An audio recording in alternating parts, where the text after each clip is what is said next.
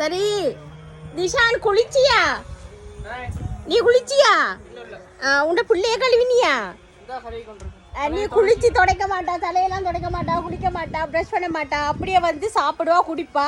ஆனால் உன்ட பிள்ளைய மட்டும் நல்லா குளிச்சு குளிச்சு குளிப்பாட்டி துடைக்கிறேன்.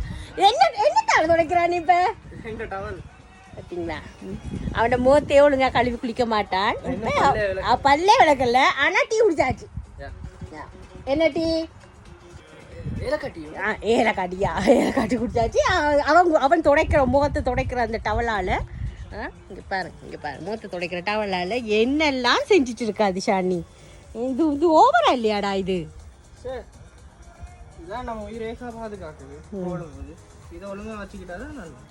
இது எனக்கு என் கேர்ள் ஃப்ரெண்ட் மாதிரி. சரி மக்களே, நீங்களும் இந்த மாதிரி பிள்ளைகள் வச்சிருந்தீங்கன்னு சொன்னால் மறக்காம கமெண்ட்ஸில் பதிவு செய்யுங்க மக்களே.